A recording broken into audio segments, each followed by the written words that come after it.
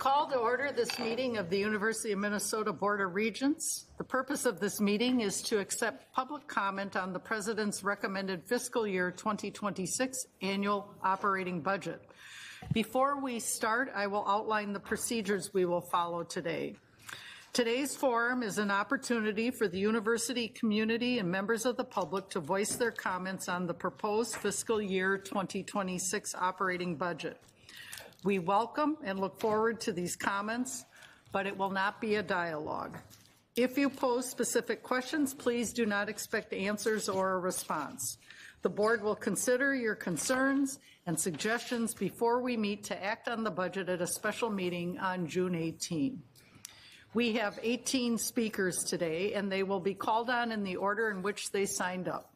Executive Director Steves will call on each speaker. When it is your turn, please come to the presenter's table and state your full name for the record. Each speaker will be allowed 3 minutes to speak.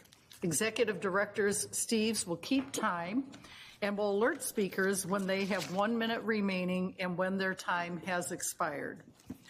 Finally, I'd like to note that the board is also accepting written, video, and audio comments on the budget via the board's virtual forum website. You can visit the website at regents.umn.edu to submit your comments by 10 a.m. on July 17. Executive Director Steves, will you please call the first speaker? Colleen Manchester.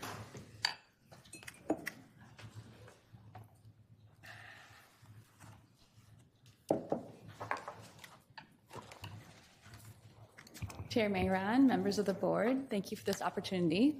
So my name is Colleen Manchester. I'm a faculty member in the Carlson School of Management, and I was past chair of the FCC and SCC. The Board of Regents has faced a series of challenging times over the last decades, and particularly a half decade. This is a hard job.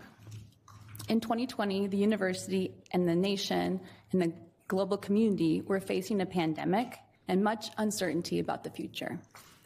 At that time, the university employees made a sacrifice to take a pay cut to help the university weather that period and keep tuition increases for families and students to a minimum. Not including that drastic measure, the pace of inflation has been rising at a rate of almost twice the size of the pool available for pay increases for the U's employees over the last 5 years. Worsening a situation of deferred investment in people that started well before that time. This is an untenable solution. We as a state cannot take the university and its people for granted. In order for the U to deliver on its missions, it needs great people. As a university, we are only as good as the work that is produced by the people we employ. We need to invest in our people, and I urge you to support a budget that invests in the workforce. The efforts of workforce reinvestment are getting traction. The University Senate unanimously passed the Workforce Reinvestment Resolution in the spring of 2023. It was a collaborative effort across civil service, P&A, faculty, and student senates. Subsequent governance leaders have kept that effort going. And the president is taking this seriously, and we know you are too. A 3% salary pool and 1% for market adjustment, as well as additional targeted monies for reinvestment, are a turning point for this institution by choosing to invest in its people who can make the university and continue to make the university a great place to learn, innovate, and have an impact on our state. I urge you to support a budget that invests in the U's people. If we decide to defer that investment, it's not fair to our students. We need to continue to emphasize this to our state, that an investment in our people is an investment in our student and an investment in our state. Thank you for your time.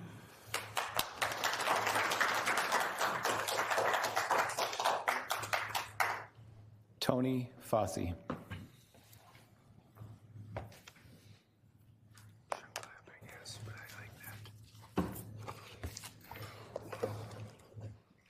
Chair Merron, members of the board, thank you for the opportunity to speak to you today.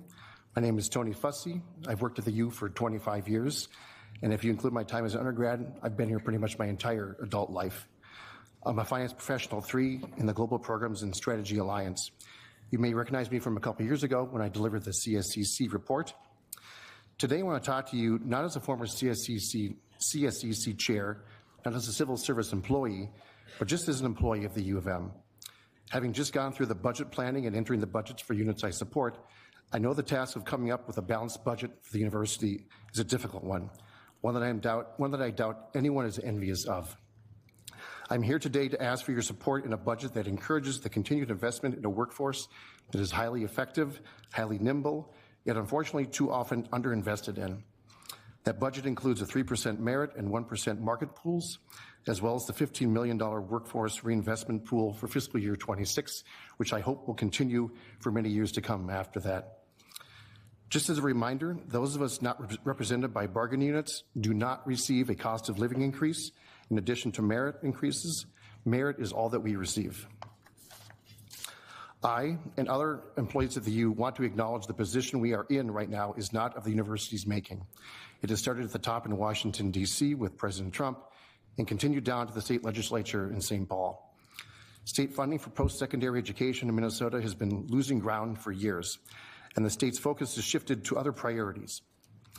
While we are grateful for the university's base funding was not cut the past couple days ago, yet no increase for the next 2 years in itself is a cut. Because of a lack of increased state investment in the U, tuition and other revenue sources have had to make up for that funding. Our salaries continue to lag behind inflation, especially since COVID. Employees sacrificed to keep the university afloat by taking furloughs and no pay increases in fiscal year 21. And since then, inflation and rising costs have outpaced the modest raises we have received. In closing, the U's employees are the university's biggest asset. Without us educating, researching, advising, paying bills, building, cleaning, and many other roles, there really is no U of M. That is why I again ask you to support a budget that includes a 3% merit increase, and a 1% market pool, as well as the $15 million workforce reinvestment pool for the employees of the U of M. Thank you again for your time to advocate for U of M employees.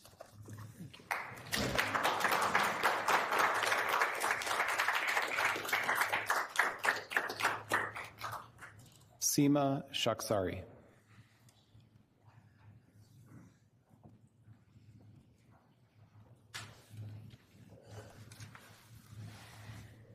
Good afternoon. My name is Seema Shaksari. I'm faculty in the Department of Gender, Women's Sexuality Studies and a proud member of Educators for Justice in Palestine. I'm speaking also on behalf of my colleagues at Educators for Justice in Palestine who are here. I'm disheartened but not shocked to see that the administration suggests tuition hikes, making education more inaccessible to communities that have historically been dispossessed and excluded from attending the university, while the university boasts about inclusion, equity, and diversity through meaningless initiatives such as anti-Semitism and Islamophobia modules. And I wonder how much that initiative costs the university. I'm disappointed that the budget cuts are being imposed on the much-needed academic programs while administrative spending increases, when a provost who's infamous for violating academic freedom, canceling Palestine-related events, and punishing student activists is hired in a highly secretive process and offered an almost $700,000 salary. And I'm talking about Gretchen Ritter, whose hiring you approved today. President Cunningham, many of us have seen your photo standing proudly next to the CTO of weapons manufacturing companies such as Lockheed Martin, and announcing your plans of expanding so-called national security research and the development of hypersonic aerospace technologies at the U Moore Park on the land that you sold to North Bend. That excitement from the leadership of a university at which I work is painful to watch. I grew up during an 8-year war when hypersonic weapons, including F-14 jets and missiles that killed many of my neighbors and playmates and damaged our house, were sold by the U.S. military to both sides, Iran and Iraq. I was 11 years old when the war started. You know who makes the parts of those jets, President Cunningham? Companies like Lockheed Martin. The horrifying sound of jets and missiles ripping through the air still gives me nightmares decades later. The children of Gaza are experiencing that and a lot more every day. And many of us immigrants and international students who escape wars and sanctions are here because you and the deadly weapons you finance were there. But you don't have to live through a war to know that it is wrong to trade with weapons manufacturing companies that develop and sell weapons to kill all beings and ruin the environment. Unless you are willfully ignoring what the bombs and missiles that Israel drops on the people of Gaza are doing, you're violating the oath you took to save lives. There won't be any national security here or anywhere in the world as long as those who profit from wars continue to make weapons. You want national security, invest in affordable education, invest in these students who are the security we need, not weapons. Stop criminalizing our students. Thank you very much. I appreciate your comments. We're going to move on now to... I hope it's not too late to reverse the contract with Northwind. I heard that the region approved the hiring of Gretchen Ritter earlier today. I ask you to reverse that decision. It wouldn't be the first time that an offer made to an employee was rescinded, and I remind you of Rosanado. And instead of cutting from academic programs and increasing tuition, perhaps you should conduct an equity review to see why some admins make $1 million or $700,000 salaries, while some staff who have worked at the U for years make $50,000 a year. To answer this question honestly would require you all to recognize that your gross wealth is a product of dispossession, debt, and slow death of everyday workers here and people who are dying from the violence of wars and genocide that you subsidize. Thank you very much.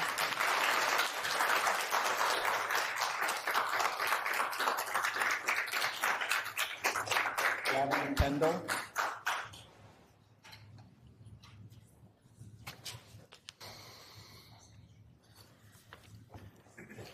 Members of the Board of Regents, my name is Gavin Pendle. I'm a utility worker here on the Twin Cities campus. I sift through all your recycling by hand with 3 of my Teamster brothers at the university's Waste Recovery Center on Como Avenue. I am also a proud union steward and a member of Teamsters Local 320. I'm here to offer our union's perspective on the proposed budget in front of you. In recent weeks, we've received communications from President Cunningham's office that suggest our campuses need to be prepared for cuts to budgets and staffing. We are here with a clear message. Teamsters are not intimidated by fear-mongering and scare tactics around this budget. We know the university can afford to pay its staff a good living wage without resorting to cuts. If the university is looking for areas to cut, they should start at the very top. There are over 5,000 employees at the university who make more than $100,000 a year. In times of crisis and economic uncertainty, the lowest paid workers are the ones who are always asked to tighten our belts. But when was the last time a university president or coach took a pay cut? When was the last time a university administrator was laid off? The university talks about the need for sustainable union contracts. Sustainable for who? We cannot sustain ourselves on poverty wages and high healthcare costs. The university announced that it wants to raise healthcare premiums by 10%. Meanwhile, the cost of living keeps getting higher and higher. If we continue down this path, many of us won't be able to continue to afford to work here. Teamster members, keep this university running. We are calling on the university to commit to the following. 1, settle our union contracts with real wage increases that keep up with inflation. 2, lower the projected healthcare premiums. A 10% increase of premiums is too high. Commit to no layoffs of union staff and an institutional strategy to fight back against the federal government's funding cuts. We've been in negotiations with the university since the end of March to be offered, after 6 bargaining sessions, a 2% wage increase, and then an entirely unknown number for the following 2 is beyond disrespectful. It's dehumanizing. My coworkers are human beings with families. They're seasoned veterans of their positions getting paid far below industry standard because they heard the university takes care of its people. They're young adults desperately seeking the security of gainful employment and a good union job, something to provide us with a roof over our heads and a full plate on our tables. With the stunning rise in the cost of living in just the past few months, 2% is unthinkable. This proposed budget will saddle the university's poorest with even more financial instability, even more housing instability, and I could truly see this having deadly consequences. Our wages haven't kept up with inflation for decades. Greg Goldman said it himself in his staff-wide June 6th email, all while certain coaches and certain admins get whatever they want, never having to decide between a tooth appointment or groceries, a roof over their heads, or an extracurricular their child could pursue. Hell, I'm sure some of the university's administrators are thinking about a second or third roof. We aren't asking for much. Dignity, respect, and a chance at living a life we are proud of, working for a place that we are proud of. Remember who rows the boat. I thank you for your time.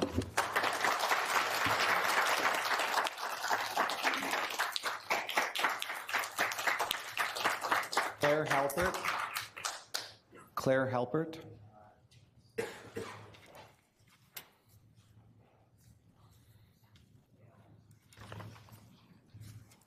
Members of the Board of Regents, my name is Claire Halpert. I'm an associate professor and director of the Institute of Linguistics and Liberal Arts on the Twin Cities campus. And I'm also a member of the executive committee of the College of Liberal Arts. So I look at this budget as a department chair and as somebody who's deeply invested in the health of my college. And I'm here today to talk about the 7% reallocation targets that were enacted upon the academic units and the 75 million, 60 million one-time and 15 million recurring in strategic initiatives, and what this means for the College of Liberal Arts, what it means for our program, and why I think this is a reckless way to budget for the University of Minnesota.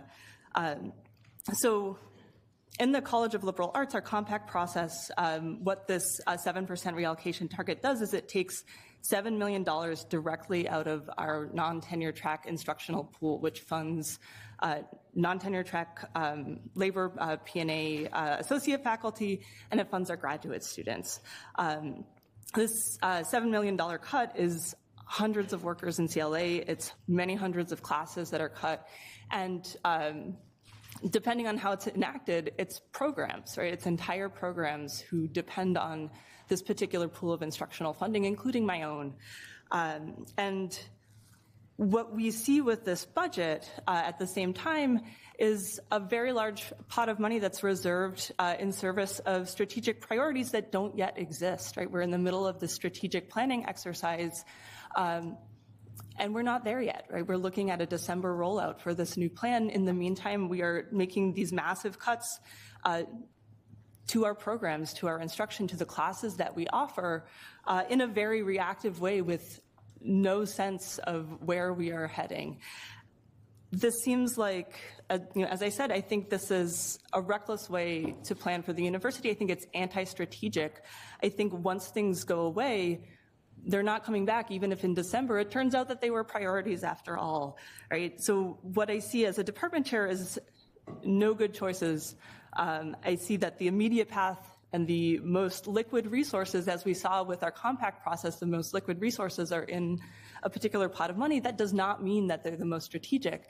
At the same time, I look at this budget and I see that there's a different way to move. We have a budget that leaves 60 million above the minimum requirement in undeployed reserves, a budget that has the 75 million in strategic priorities.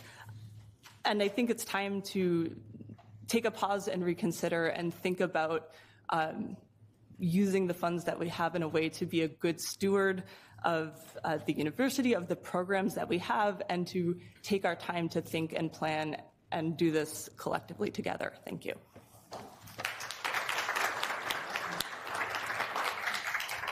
Nora Livy.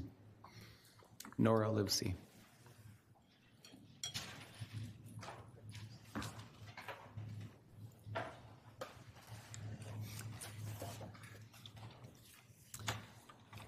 Members of the Board of Regents, my name is Nora Livy. I am a staff member in American Indian Studies in the College of Liberal Arts. I think that President Cunningham's proposed budget reflects an abdication of her responsibility to make difficult choices about the future of the university, and it demonstrates an abandonment of the university's ethical obligations. Let me explain what I mean. The unusual and extremely short time frame for these cuts, along with the administration's directive to make across-the-board programmatic cuts, squeezes small departments out of existence.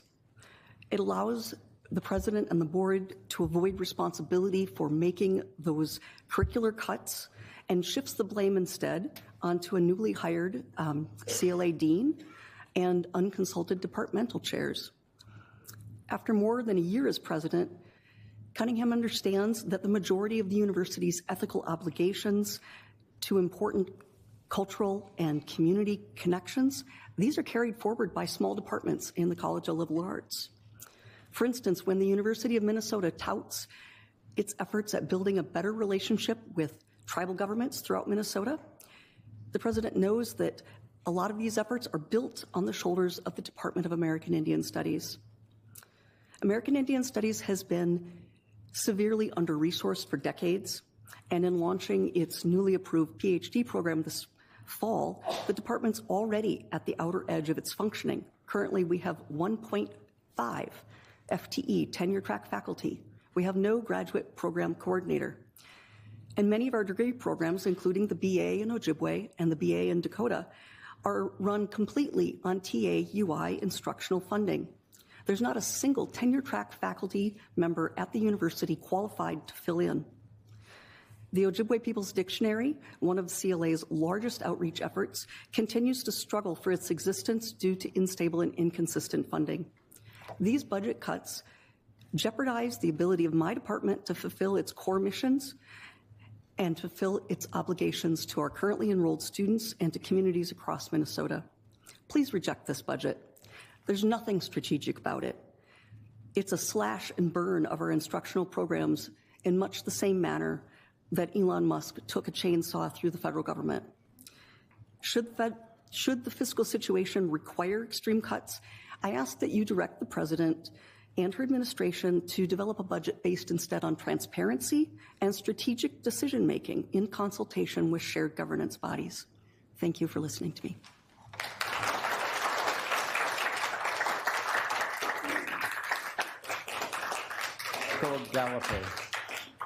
Michael Gallup.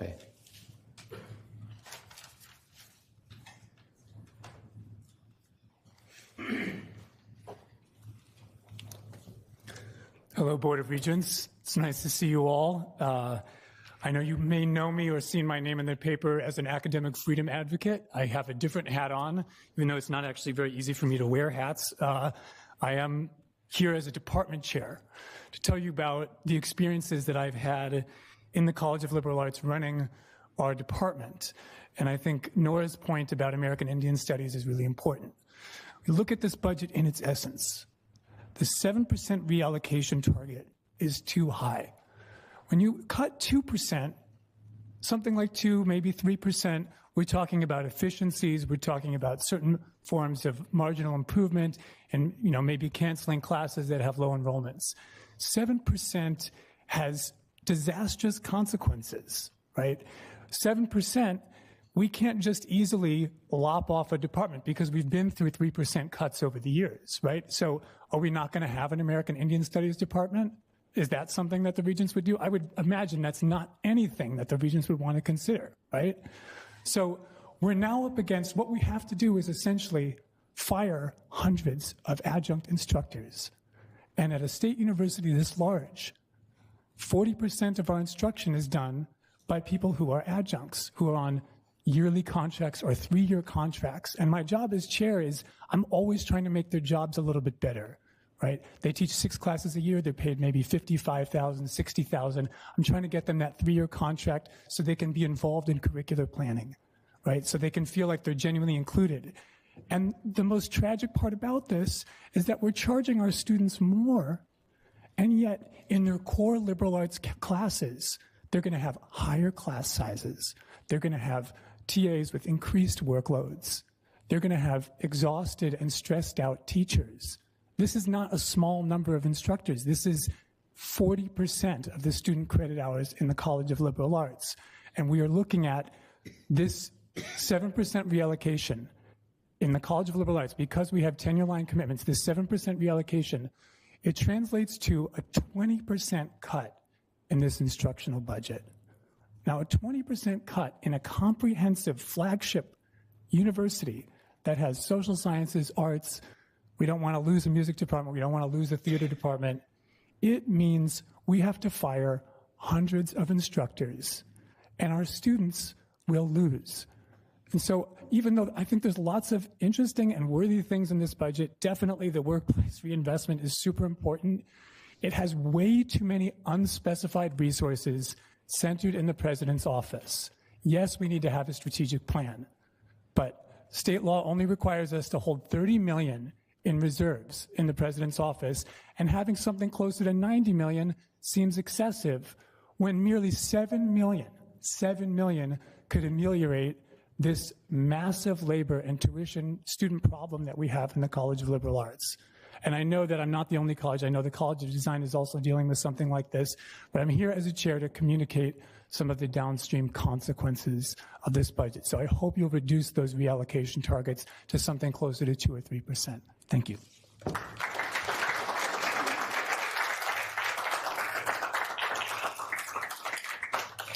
Patrick Warfield.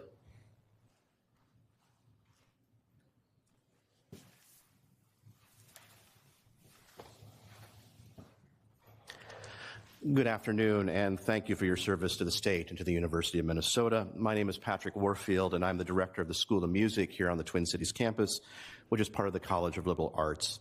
I'm going to also go quite close to home and talk about how this budget will manifest itself in our undergraduate experience. First, I invite all of you to visit our music therapy program, which includes a working clinic, which is part of the U's healthcare enterprise.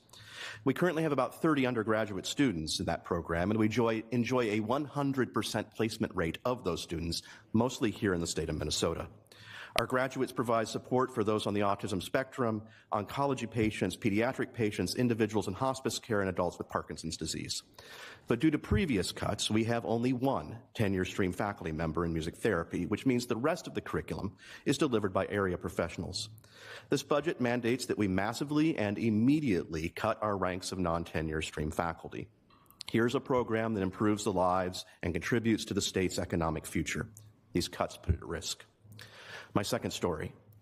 The School of Music offers 5 choirs, including gospel choir, 7 bands, including the Pride of Minnesota, 4 orchestras and 2 jazz bands, a world music ensemble.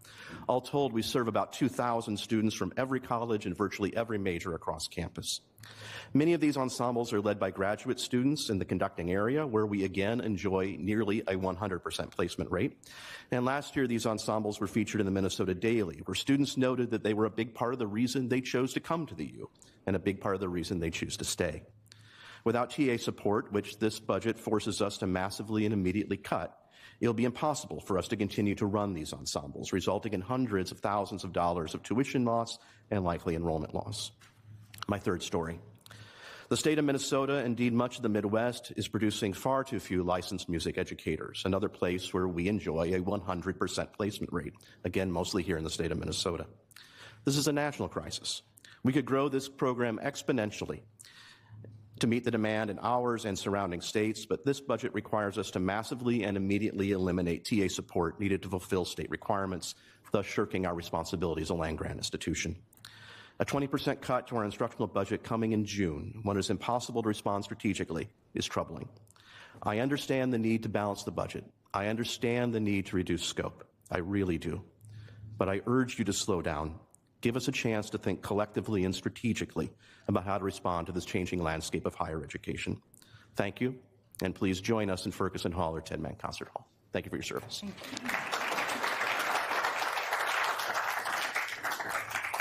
Mark B.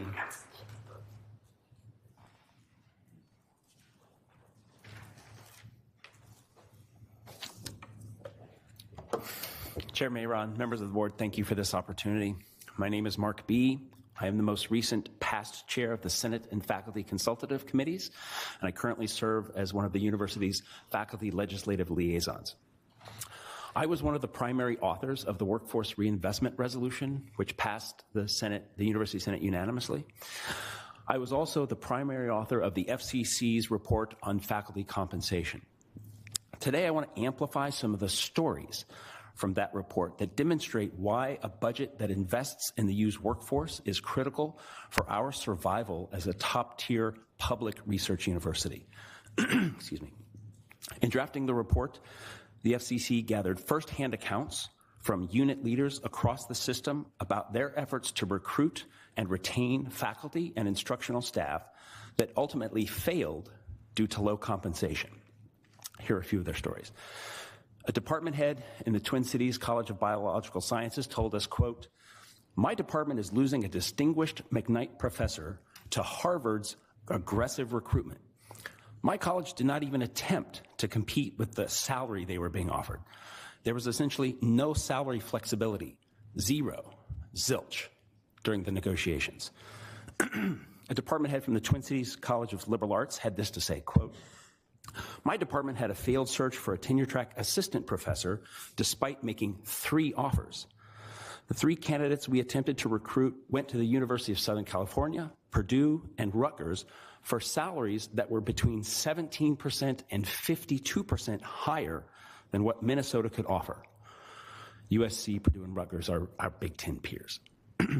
A division chair on the Morris campus told us, quote, "In our last tenure-track search, 2 candidates turned down offers of hire due to low salary, as our offer was approximately 15 to 20% lower than what they expected or needed. The search failed." And this chair added, quote, "I have had trouble hiring teaching specialists because the salary we offer is not competitive with K-12 schools.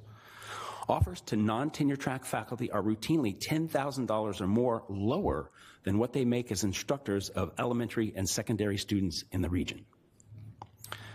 Stories like these and others should alarm every member of the board. When we can't compete for talent, we can't fulfill our mission to the benefit of our students, our communities, and to the state of Minnesota. And we're not just losing out to the Harvards of the world, okay? We're being outcompeted by our public Big Ten peers and even by local school districts in rural Minnesota. Therefore, I urge all of you to support a budget that includes investments in the university's workforce, such as those outlined in the president's recommended budget. The question before you isn't whether we can afford to invest in our workforce, it's whether we can afford not to. Thank you.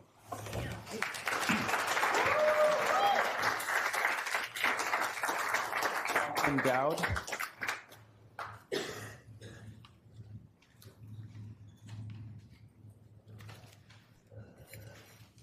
Good afternoon, Chair Merron, members of the board. Thank you for the opportunity to speak with you today. My name is Katherine Dow, and I serve as the administrator for the School of Mathematics. I'm also the current chair of the Teaching Faculty and Academic Professionals Senate Subcommittee. I'm here to express my strong support for a 3% merit increase for all university employees. Let me begin by sharing a snapshot of the School of Mathematics, one of the largest departments on campus. At any given time, we have more than 300 full and part-time employees on payroll, with an annual operating budget of approximately $20 million. Behind the scenes, a dedicated team of a dozen full-time staff who are labor represented, civil service, and P&A employees ensure the smooth operation of everything from undergraduate and graduate student services to advising, communications, HR, and finance. These staff members are the backbone of our department. Their work is essential to the successful delivery of math courses to thousands of undergraduates across the university.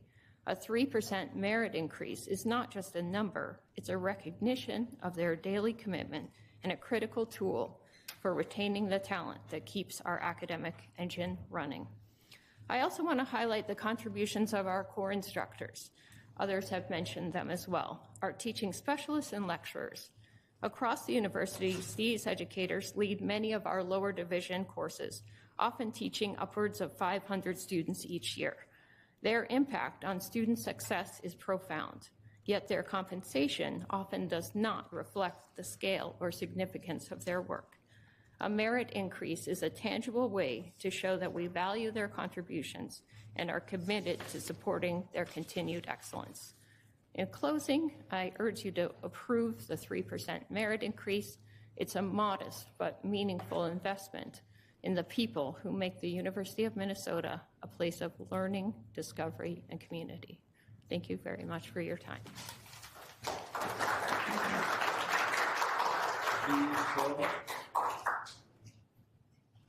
V. Hill.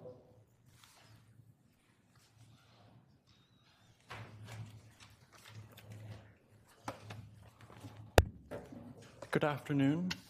My name is V. Hill. I am an undergraduate student with the College of Design. I'm concerned. I'm concerned to see this university request to spend $9 million of state money to develop hypersonic missiles. I am concerned to see this university sell land to the aerospace development company, Northwind, where they will collaborate with CSE to develop those missiles. I'm concerned to see that it will be paid with taxpayer money and tuition, which appears to have been increased solely for this purpose. This same money could be used to develop technologies that could save lives, or it could be used to support scholarship, or it could be used to benefit the community. But as it stands, it serves only to sow misery and hate. Of course, I understand a common counter-argument to these kinds of things that I'm saying. It creates jobs, but creating jobs is not unique to creating weapons of war and terror. You can create jobs by building bridges or by building bombs. I am disappointed to see this university choosing to build bombs. I would think that the university has a responsibility to benefit society. I cannot see how the ability to level a city block benefits society. This is a vanity project at best, and a crime against humanity at worst. This project must be removed from the budget, and the land sale to Northwind ceased. Thank you for your time.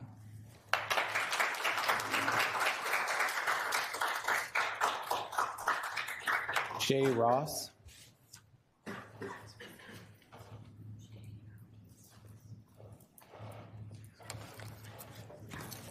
Hello, board. My name is Sheay Ross. I'm an undergraduate student at the University of Minnesota Twin Cities, and I'm a proud member of Students for a Democratic Society. Last month, the Board of Regents moved forward with a proposed deal with Northwind, an aerospace company. Without mention to the students or to the wider university community, the University of Minnesota took money Northwind had been given directly by the Department of Defense for the purpose of weapons advancement. Northwind, an offshoot of defense contractor Calspan, was formed primarily by Cerberus Capital Management, a company with extensive historical ties to Trump's Department of Defense. The deal not only gives Northwind land on which to build hypersonics testing facilities, it is our understanding that CSE will be sending its own students over to engage with hypersonics production on site. This is providing the military with student labor. Northwind has explicitly agreed to develop these facilities for missile simulation projects. Umore Park is a chunk of land with a tumultuous history. Decades of corporate misuse and neglect rendered it polluted and unpopulable.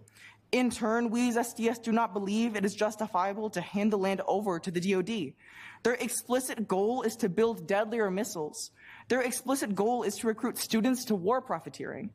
Of course, this is not to mention the UMPD gun range at Umore Park that the U.S. contracted to ICE for years. Now, when ICE is in the streets terrorizing our community, it is the university's responsibility to end its ICE contract and demilitarize its own police force. It is not too late. The Regents must work now to undo this damage. We cannot allow our students' labor or our university land to be used for military advancement. I want to believe in a university that adequately supports its students, workers, and community members. And to make that happen, we must cut all CSE ties to weapons manufacturing. We must end the ICE contract. We must remediate land the university has agreed to be responsible for. We must invest in our union workers, and we must stop Umore Park. Thank you.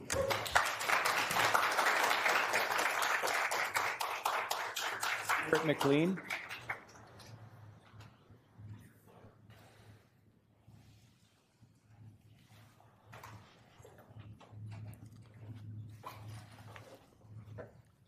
Hello, my name is Stuart Mlan. I'm the chair of the Department of Anthropology. I should say also that I'm a first-generation college student, and part of the reason that I'm sitting here talking to you as the chair of the Department of Anthropology is that in my younger day, I was lucky enough to have access to high-quality, affordable higher education. And it's for that reason that I would like to ask you to reconsider the proposed budget and, in particular, the proposed 7% reallocation. This is inevitably going to result in a significant reduction in TAUI budgets across the university, not just in my own college, the College of Liberal Arts.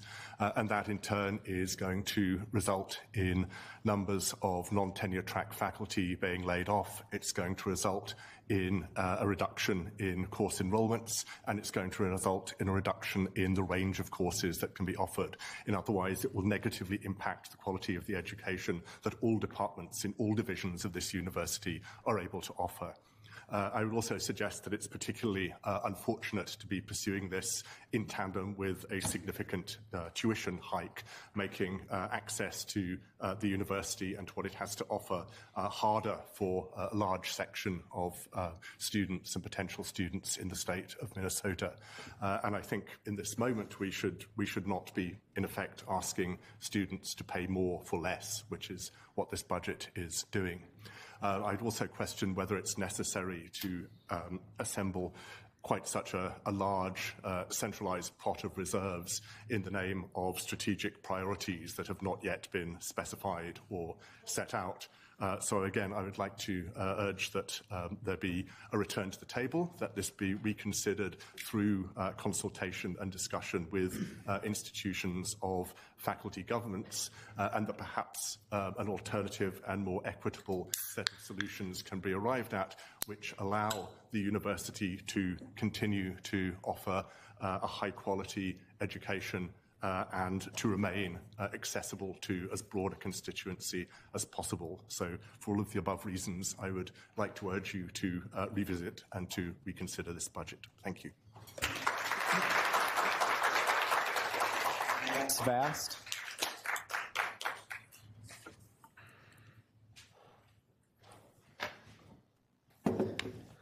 Good afternoon, Board. Thank you for having us today. My name is Max Vast. I am a clerical worker here at the University of Minnesota, and I'm the president of AFSCME Local 3800. Our union represents clerical, technical, and healthcare workers here at the University of Minnesota. I'm here to represent the deep concerns that our members have about this budget being presented today. Our members are hardworking, and we love our jobs. Our members make nearly every single office at this university run. We care for your pets in the Vet Med Center. We clean Minnesota's teeth in the dental clinics. We set up labs so that students can learn. We are graduate program coordinators. We make the libraries run. And importantly, we are often the workers at this place that University of Minnesota students report feeling the most like.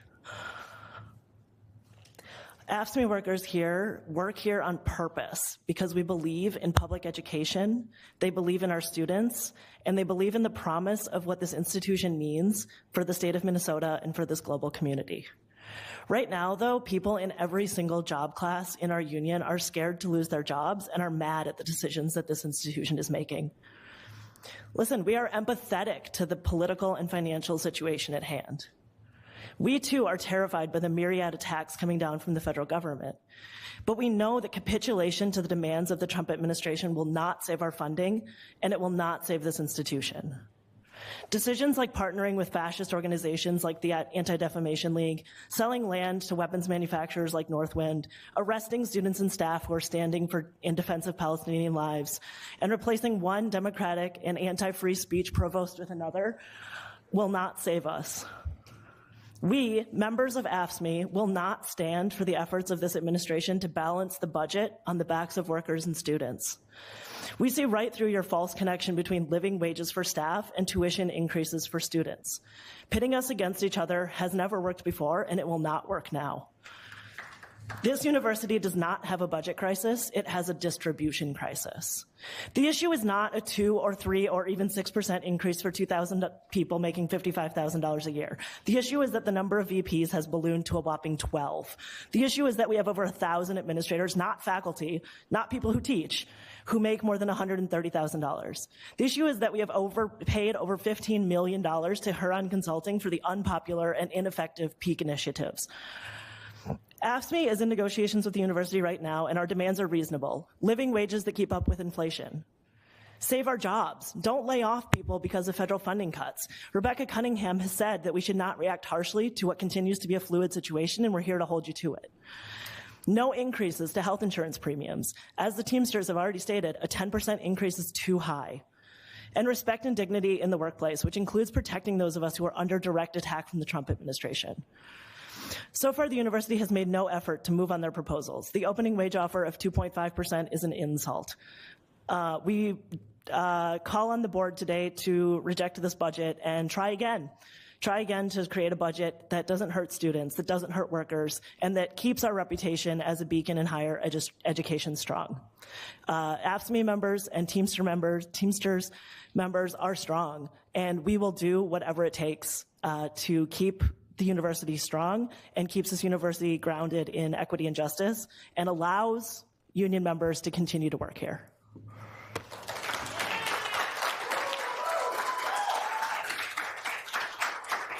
Christina Gallup. Christina Gallup.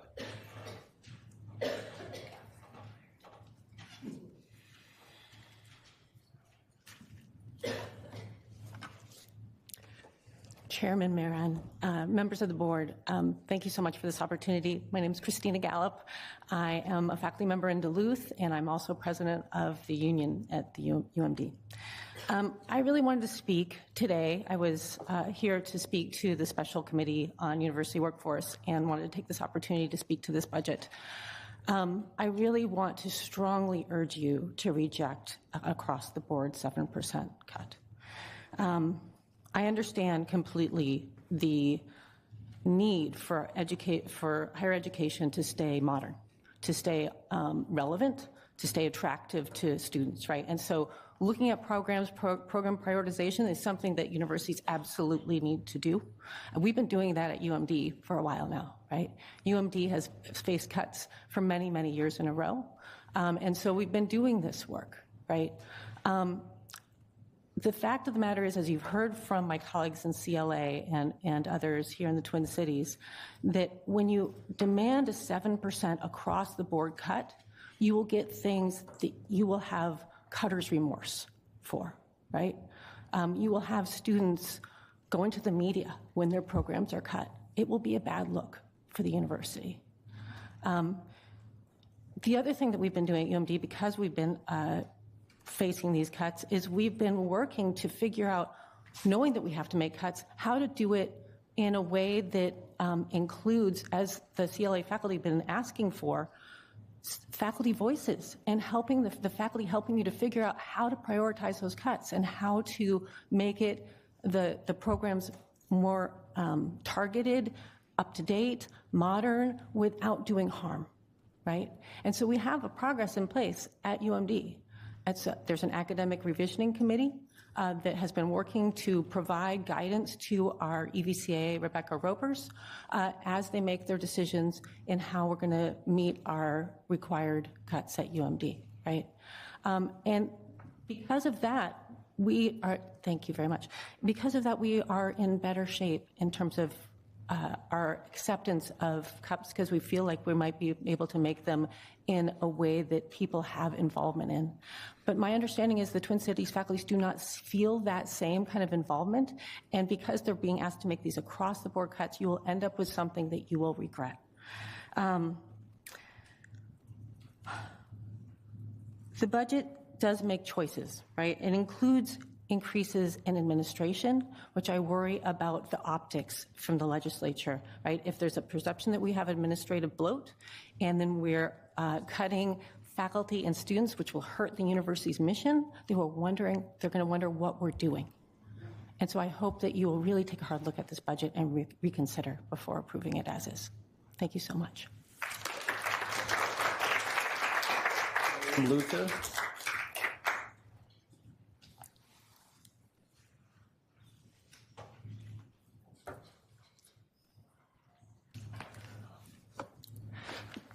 Good afternoon, Chair, Regents, and President Cunningham. I'm Will Luther. I'm a student at the University of Minnesota Twin Cities, and I'm here to discuss the 6.5% tuition hike and 7% across-the-board cuts to our colleges. This budget proposal not only puts a bigger burden on the already financially strained students, making the University of Minnesota the second most expensive Big Ten university for in-state students, but it also turns the cuts to needed student programs and faculty. In addition to that, the university also is funding salary raises for administrators that could be well used, especially for students. I'd like to ask the board to reconsider the budget priorities in this budget, making sure that students do not feel the 6.5% pain, especially the students who are desperate in need, especially from cuts from not only the federal government that are impacting, such as cuts to the Pell Grants, complete elimination for Pell Grants for working parents who are students, and also the state $250 million shortfall that the state has cutted the state grant program down to, especially for those students who are not meeting the North Star promise, but also are on the edge. Having a 6.5% tuition increase is going to put them more in debt. Students are going to come out of here with 30 years, 40 years of student debt if this tuition increases continue.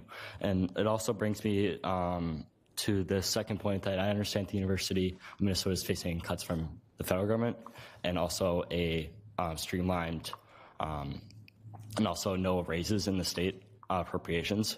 And that's because the University of Minnesota continues to raise student tuition, even despite getting new state money. I know it's before President Cunningham came onto the board, but the university still raised tuition despite receiving $1 billion more in state funding in the fiscal year 2023-2024.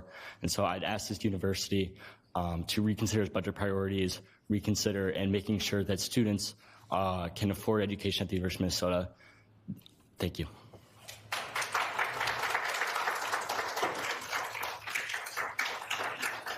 Kendall.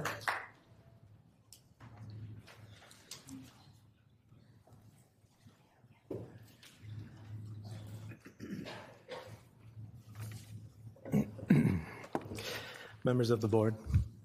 First of all, I'd like to say thank you to Ari from the Multiracial Student Union. They gave up their speaking slot so that another Teamsters Union member could speak today, so thank you very much.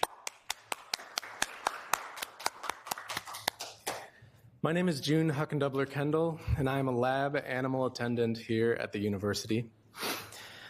Specifically, I work under the Department of Research Animal Resources, where I monitor the health of animals used in important medical studies. I am also a union steward and a proud member of Teamsters Local 320. Like Gavin before me, I am here to reiterate our union's perspective on the proposed budget in front of you. As you've heard, we've received communications from President Cunningham's office that suggest we need to be prepared for a 7% cut to budget and potential cut to staffing. Let it be said, the Teamsters are not afraid of what this uncertain future may bring. We must focus on helping our working community and students.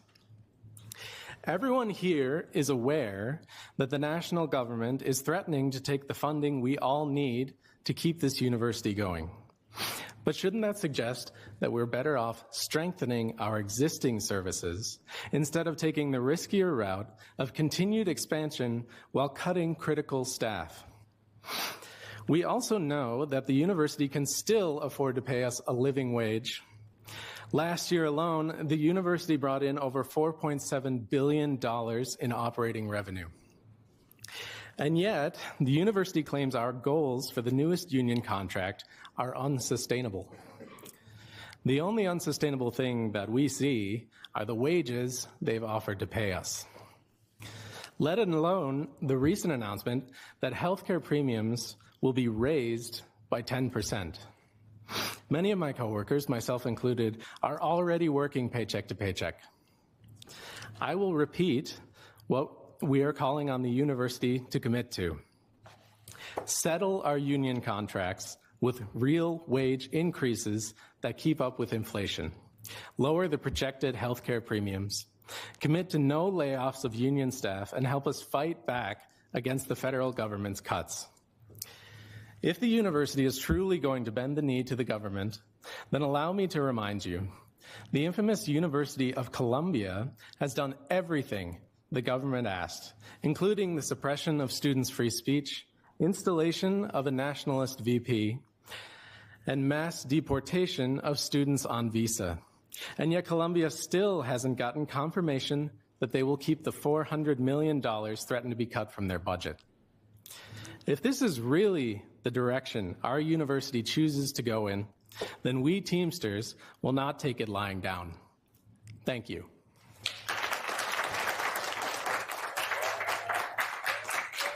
Rosanado.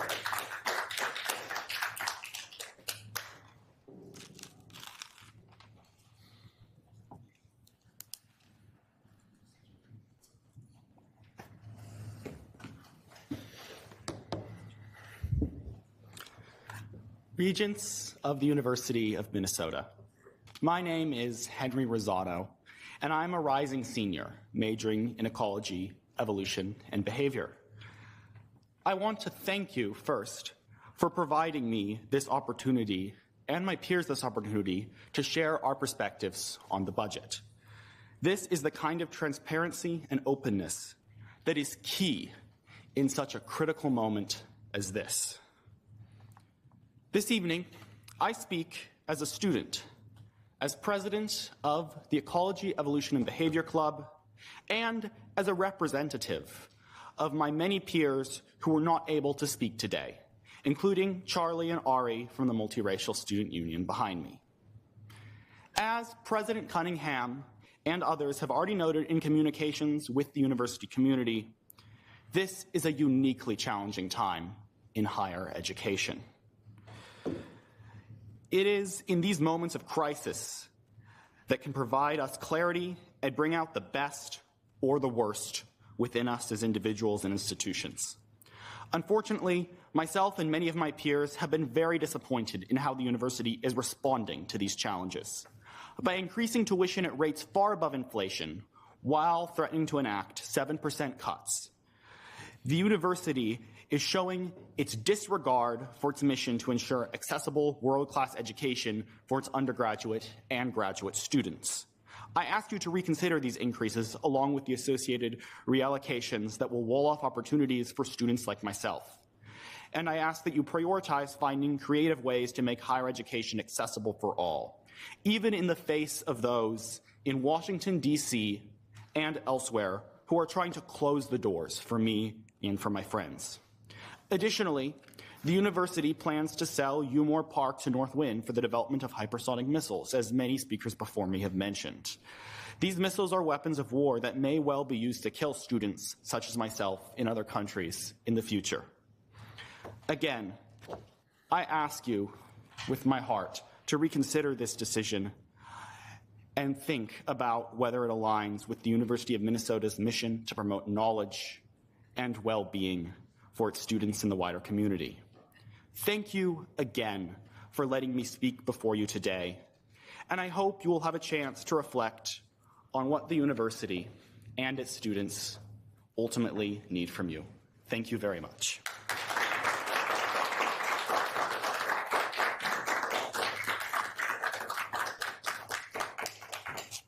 I'd like to thank all of our speakers today and my colleagues for their time and attention to this very important topic. As a reminder to everyone and to the university community at large, we are accepting written, video, and audio feedback via the board's virtual forum on our website in advance of our meeting at 4 p.m. on June 18 to act on the fiscal year 2026 annual operating budget. Again, thank you all for your very thoughtful remarks to each of us. It's very much appreciated. And with that, this meeting is adjourned.